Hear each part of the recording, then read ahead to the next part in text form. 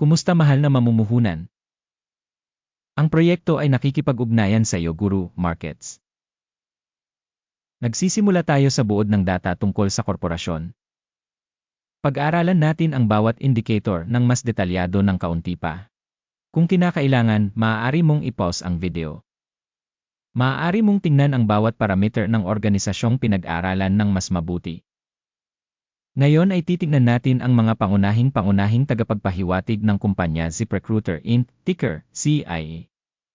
Ginawa ang pagsusuri gamit ang kasalukuyang data simula noong Abril 21, 2025.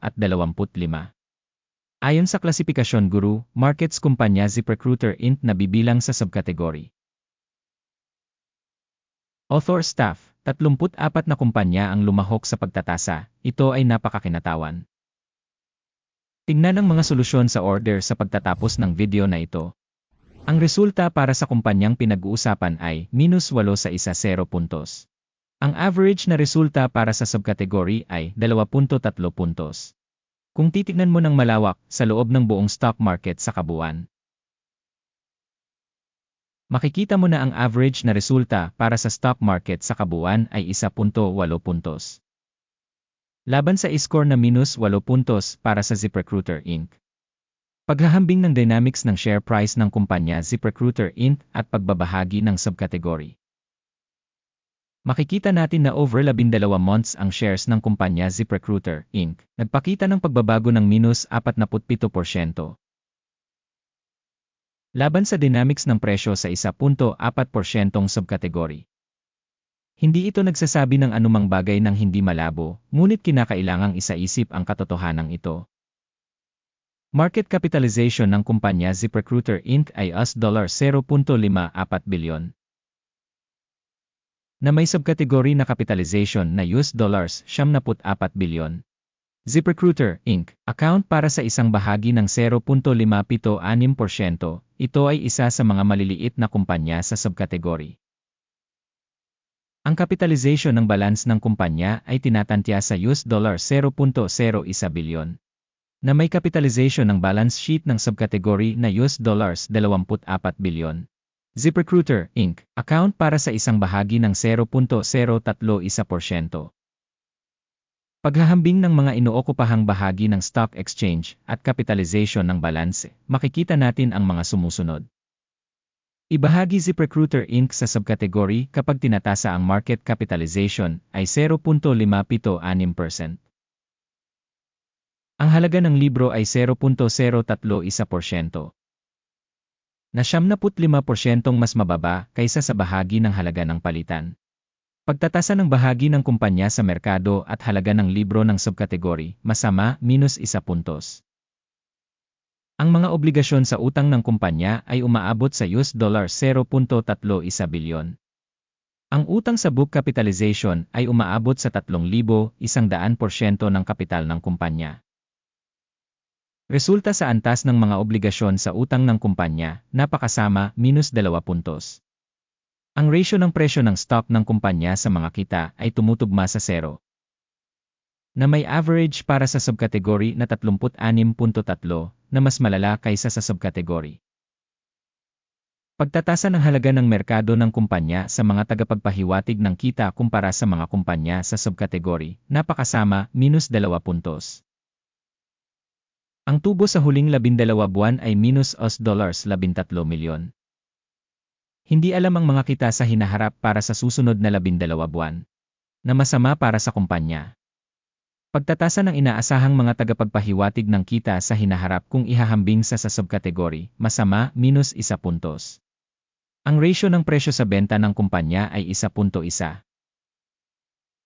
Ang average para sa subkategory ay 1.4, na 21% mas mababa kaysa sa subkategory. Pagtatasa ng mga tagapagpahiwatig ng presyo ng palitan sa kita nito kumpara sa mga tagapagpahiwatig sa subkategory, mabuti, 0.5 puntos. Ang kita sa huling 12 buwan ay $470 milyon.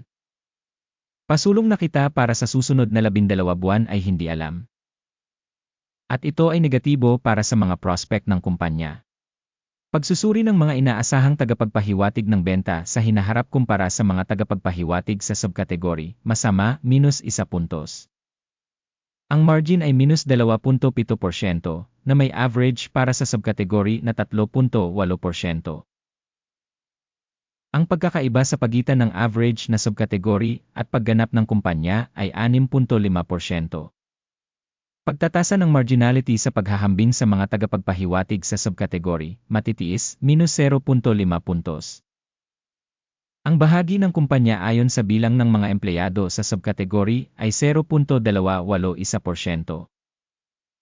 Ito ay 105% mas mababa kaysa sa market capitalization share. Ang katotohanan ito ay nagpapakita ng kawalan ng timbang sa kasalukuyang halaga sa merkado ng kumpanya ZipRecruiter, Inc., sa halip patungo sa muling pagsusuri. Ang halaga ng market capital para sa bawat empleyado ng kumpanya ay katumbas ng $543,000 at sa subkategory ay mayroong $265,000.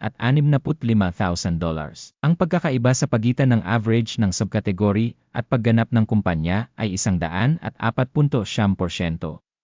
Pagtatasa ng halaga ng kapital ng merkado ng kumpanya sa bawat empleyado kumpara sa mga tagapagpahiwatig sa subkategory, matitiis, 0 puntos.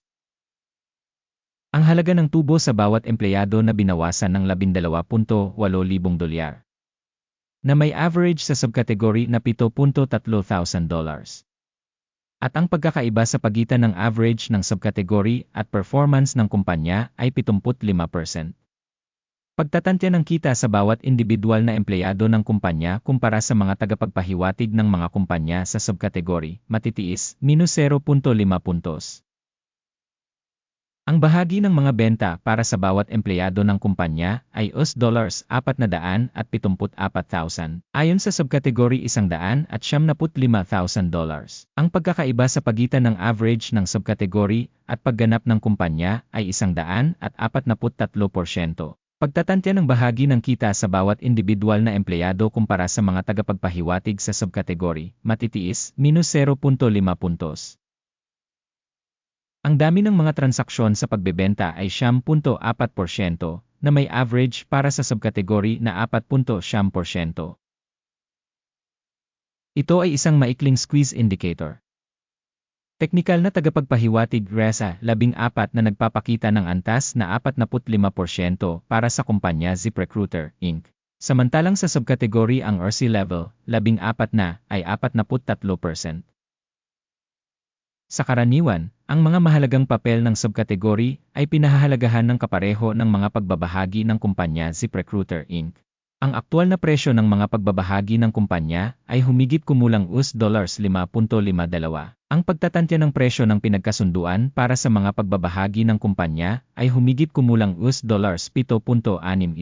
Ang pagkakaiba sa pagitan ng kasalukuyang presyo at ng pinagkasunduan na pagtataya ay humigit kumulang 38%. Pumunta tayo sa talahanayan ng order. Ito ay magagamit mo, ang link ay nasa nakapin na komento.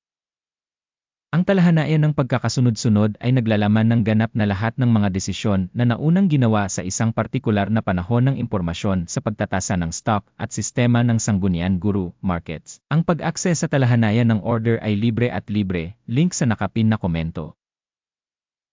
Bilang resulta ng stock valuation ZipRecruiter Inc.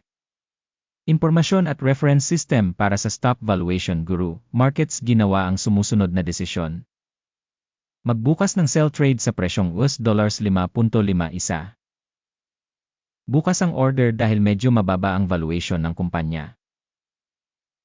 Nasuri ang organisasyon batay sa pamamaraan ng pagtatasa, ang index ng AKIM. Ang take profit ay nakatakda sa 4.72. Ang stop loss ay nakatakda sa 6.3. Sakaling hindi isinara ang order sa pamamagitan ng take profit o stop loss. Sa kasong ito, ang transaksyon ay isinara ng nakapag-isa batay sa mga resulta ng exchange session noong Mayo 21, 2025 o sa huling araw ng kalakalan bago ang tinukoy na petsa. Ticker, LY, magiging pangunahing buy order. Ang video sa pangunahing deal ay naipublish na sa channel. Kapag isinasara ang isa sa mga order, basic o pagbabalance, Ang pangalawang order ay sarado sa kasalukuyang presyo. Maraming salamat sa inyong lahat sa panonood ng video na ito at sa paggamit ng sistema ng impormasyon at sanggunian Guru Markets.